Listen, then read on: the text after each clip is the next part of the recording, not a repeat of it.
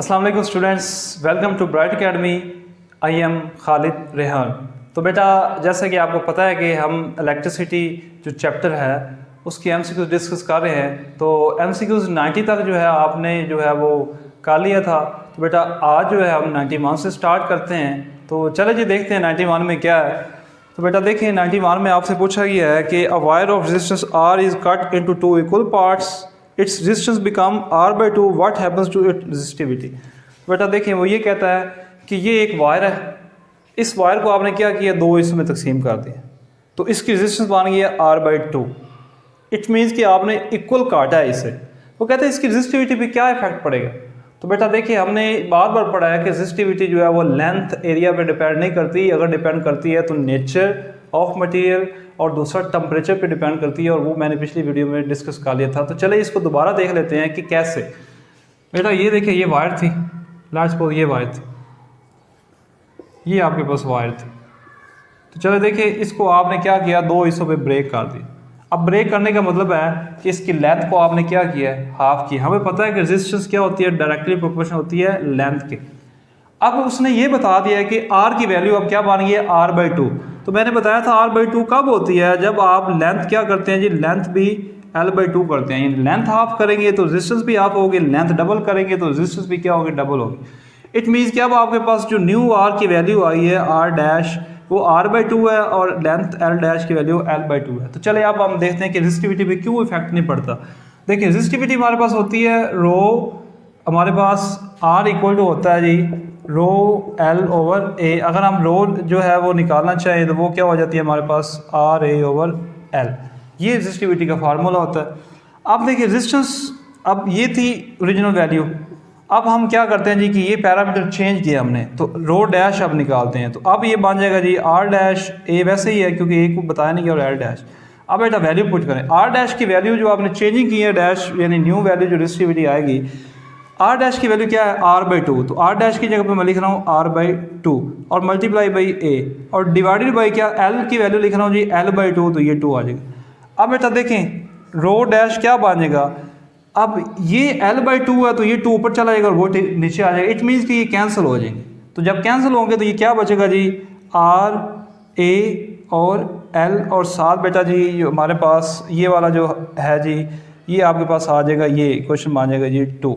तो देखें रो की वैल्यू भी क्या थी, पहले जो स्टार्ट में जो रेजिस्टिविटी की वैल्यू थी वो भी RA/L थी। जब हमने ये चेंजिंग की, इसको काट किया, ये r/2 बनी, ये r/2 बनी, तो लेंथ L/2 और L/2, तो तब भी यही जवाब आया। इसका मतलब है कि इक्वेशन 1, 2 शो कर रही है कि रेजिस्टिविटी की वैल्यू सेम ही आ रही है। इसलिए हम कहते हैं कि रेजिस्टिविटी डायमेंशन यानी लेंथ और एरिया पे इफेक्ट नहीं करती। आप एरिया की वैल्यू चेंज करेंगे तो तब भी यही आंसर आएगा, कोई फर्क नहीं पड़ेगा। तो इसलिए हम कहते हैं कि रेजिस्टिविटी जो है वो डायमेंशन पे डिपेंड नहीं करती। ठीक हो गया, तो इंडिपेंडेंट ऑफ डायमेंशन। तो अगला बेटा एमसीक्यू देखिए।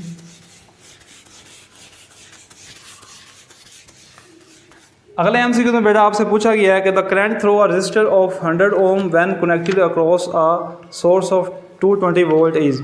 तो 92 में आपने ये बताना है कि करंट की वैल्यू बतानी है, जबकि रेजिस्टेंस आपको 100 ओम दी गई है और आपके पास V की वैल्यू कितनी दी गई है, वो है जी 220 वोल्ट। तो देखिए हमें पता है ओम लॉ V = IR, और I निकालना है तो V/R। बेटा देखिए V की वैल्यू कितनी है जी 220 और R की वैल्यू कितनी है 100, तो ये 0 से 0 कट जाएगा, तो 22/10 कितना बनेगा जी 2.2 एम्पेयर। तो बेटा ये जो है आपका राइट आंसर आएगा। तो इसलिए ऑप्शन आपके पास होगा जी C, 2.2 एम्पेयर। 93 में है कि 40 वाट का बल्ब जो है वो 2 घंटे के लिए ऑन रहता है, तो वो कितनी जो है वो हीट जनरेट करेगा, तो ये आपने बताना है। तो बेटा देखिए 40 वाट का बल्ब है तो पावर है 40 वाट, और टाइम जो है वो 2 आवर्स है, तो 2 मल्टीप्लाई भी कर दें आप, जो है 1 आवर में 36 होते हैं, तो ये 3600 सेकंड आ जाएगा, तो ये इतना बन जाएगा, टोटल 72 हो जाएगा। तो बेटा देखिए अब हमने निकालना क्या जी कि हीट कितनी, तो हमें पता है H बराबर होता है I²R/T। अब बेटा देखें H इक्वल टू आ जाएगा I²R क्या होता है P, और ये बन जाएगा T। तो पहले भी ऐसा फार्मूला हमने किया है। तो P की वैल्यू 40 और T की वैल्यू कितनी आ जाएगी 2 × 3600। बेटा जब आप मल्टीप्लाई करेंगे तो आपके पास आंसर कितना आ जाएगा 288 10⁻³ और ये आ जाएगा जी हीट है तो जोल में आएगा, इसलिए हीट का यूनिट है जी जोल। तो ये आंसर आ जाएगा आपके पास, ऑप्शन बी आपके पास जो है वो करेक्ट होगा। बेटा अगला एमसीक्यू देखें, आपने परेशानी होना वहाँ पे जो फार्मूला ये यूज़ हो रहा होगा, लेकिन कैलकुलेशन इतनी इजी देंगे कि आपको कैलकुलेटर की ज़रूरत नहीं पड़ेगी, ना ही ज़्यादा लेंथी कैलकुलेशन करने की। तो इसलिए कंसेप्ट क्लियर करें, उधर टेंशन नहीं लेनी, वैल्यू आपको बड़ी इजी देंगे। The charge carrier in the electrolyte, तो फिर दोबारा पूछा कि इलेक्ट्रोलाइट में चार्ज कैरियर कौन से होते हैं, तो ये बार बार डिस्कस हो चुका है, नेगेटिव और पॉजिटिव आयंस, तो ऑप्शन आएगा जी बी। 95 में देखें, terminal potential difference is greater than EMF of the cell when. बेटा देखिए ये एमसीक्यू आई थिंक हमने 78 में भी डिस्कस किया, हमने कहा था कि पोटेंशियल डिफरेंस V जो है ये कब ग्रेटर होता है जी ईएमएफ से। तो हमने कहा था जब बैटरी को चार्ज करते हैं तो तब जो है उसका ईएमएफ कम होता है, और जो पोटेंशियल डिफरेंस हम दे रहे होते हैं, जो साथ हम बैटरी लगाते हैं जिससे हमने चार्ज करना, तो उसकी वैल्यू बड़ी होती है, इसलिए हम कहते हैं V बड़ा जी E से। तो ये तब होता है जब हम बैटरी चार्ज करते हैं। तो यहाँ पे देखिए ऑप्शन क्या है जी, कि ऑप्शन है सर्किट इज ओपन, तो ये नहीं हो सकता, सर्किट क्लोज नहीं हो सकता, small battery is charge by bigger battery, none of this, तो ये ऑप्शन उससे अलग है, लेकिन सी ऑप्शन ठीक है यहाँ पे।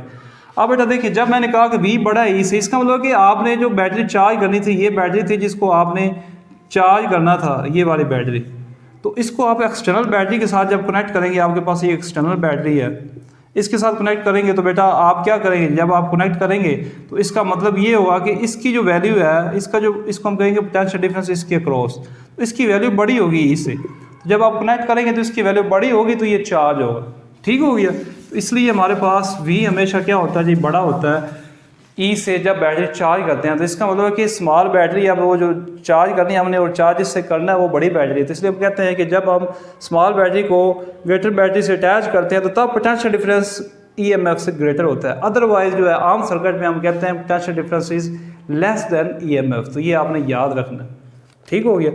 अगला बेटा देखें हमारे पास है कि for electrolysis the vessel containing two electrode and electrolyte is known as।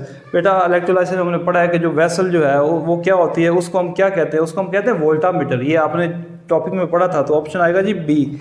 अगला है G the product of resistance and conductance is. अब बेटा देखिए कंडक्टेंस हमने क्या कहा था कि 1/R, अब वो कहता है कि G और R का प्रोडक्ट, यानी कंडक्टेंस और रेजिस्टेंस का प्रोडक्ट क्या होगा। तो बेटा देखें G मल्टीप्लाई बाई R, तो G की वैल्यू क्या है 1/R, और मल्टीप्लाई करना है आपने R से, तो मल्टीप्लाई होगा तो क्या आ जाएगा जी 1, तो आंसर आएगा GR का 1, तो ये बहुत इंपॉर्टेंट है, ठीक हो गया बेटा। तो अगला आंसर देखिए which of the equation is used to define resistance. Resistance find करने के लिए कौन सी जो है इक्वेशन वो यूजफुल है। तो बेटा ये आपको पता है कि ओम लॉ वाली जो होती है V = IR, ही हम असल रेजिस्टेंस के लिए यूज़ करते हैं। तो R क्या होता है जी V/I। जब हम कहते हैं कि किसी कंडक्टर में जब क्या हो कि 1 एम्पीयर करंट फ्लो करे और उसके क्रॉस जो पोटेंशियल डिफरेंस 1 वोल्ट का होता है, हम कहते हैं कि उसके जो उसकी रेजिस्टेंस होगी वो 1 ओम होगी। तो यहाँ इस फार्मूले से हम डिफाइन करते हैं, इसलिए हमारे पास आएगा B option, potential difference equal to current ज़रा रेजिस्टेंस, ठीक हो गया बेटा। तो ये आ जाएगा V = I और R, ठीक हो गया। अगला जी कि last the current in resistor is 8 milli ampere, what charge flows through the resistor is 0.02 second. तो टाइम बेटा आपको दिया गया है, और जो रजिस्टर जो है वो उसमें जो करंट फ्लो कर रहा है उसकी वैल्यू भी दी गई है। तो वो कहता है कि आपने चार्ज फाइंड करना। तो बेटा ये आई थिंक एमसीक्यू पहले भी किया है कि आपके पास आई की वैल्यू है जी 8 मिली एम्पेयर, और आपको टाइम दिया गया जी 0.020 सेकेंड। तो आपने क्या बताना है चार्ज। तो बेटा आपको पता है Q = क्या होता है IT, फार्मूला कौन सा है I = Q/T वाला। मल्टीप्लाई कर दे 8 मल्टीप्लाई बाई 0.02, ये मल्टीप्लाई करेंगे 0.16, और वैल्यू मैंने मिली में ली है तो इसलिए मिली कॉलम आ जाएगा। तो ये आपका बेटा आंसर आएगा। तो इसलिए ऑप्शन आपके पास कौन सा होगा जी, ये होगा जी ए ऑप्शन आपके पास करेक्ट होगा। तो बेटा ये 99 MCQs जो थे करंट इलेक्ट्रिसिटी चैप्टर के मोस्ट इम्पॉर्टेंट MCQs थे, जो कि इसमें आपके चैप्टर के टोटल कंसेप्ट भी क्लियर हो जाते हैं, और ये इंशाल्लाह इसमें से पेपर में भी आपसे पूछे जाएंगे, इनसे रेलिवेंट कंसेप्ट जो आपसे पूछे जाएंगे, मे बी इनमें से कुछ MCQs सेम रिपीट हो जाए। तो इसलिए बेटा आपने इनको अच्छे तरीके से तैयार करना है। इसके अलावा जब ये सीरीज़ ख़त्म हो जाएगी तो मैं और MCQs चैप्टर के लाऊंगा जिसपे और डिस्कस करेंगे, जिसमें पास पेपर के MCQs भी होंगे सारे। इसलिए आपने परेशान नहीं होना, आपने बस इस चैनल को सब्सक्राइब करना है। आपको फिज़िक्स से रिलेटेड जो है यहाँ पे MCQs मिलते रहेंगे, तो इसको अपने दोस्तों में भी शेयर करें जी। तो सब्सक्राइब करें चैनल को, और जो है वीडियो को लाइक भी करें जी। Thank you.